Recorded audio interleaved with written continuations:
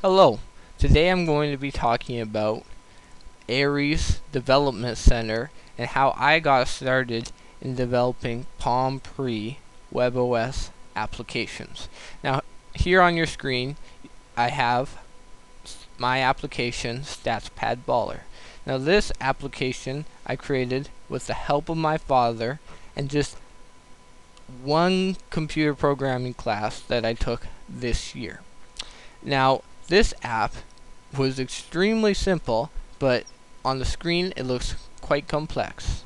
It consists of multiple views called scenes that you can switch between, and each scene has its own programming inside of it. Now, where do you might ask yourself, where do I get started programming apps like this? Well, you should head over to the Palm Development Center. This website contains all the information you should need to get started churning out your own Palm Pre applications. Now, on this website, they will link you to other websites to download stuff like Java.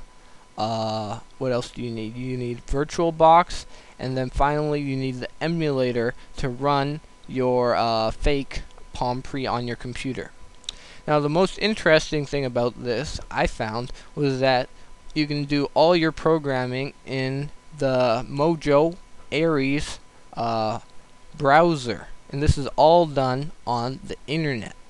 You don't have to have anything on your computer except the emulator.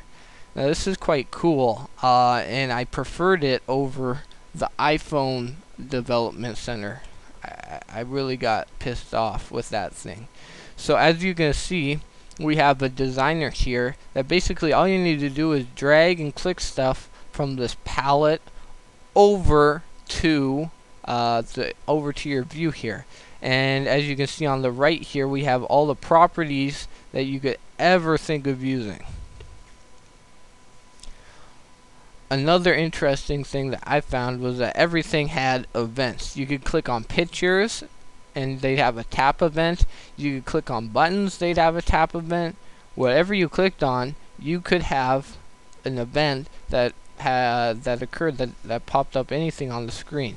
So let's go into this command home score 1 tap.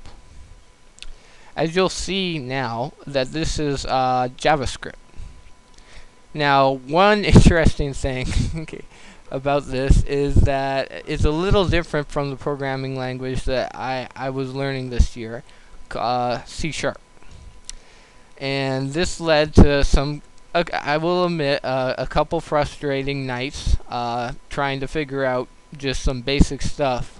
For example, it took many an hour to figure out just how to set a label because this stupid little money sign was just impossible to figure out. No one explained it at all. We couldn't figure it out, and then finally we got a JavaScript book, and that was really helpful. Now, as you can see, classes are described a little differently than in C# also. They're just functions that have properties inside of them.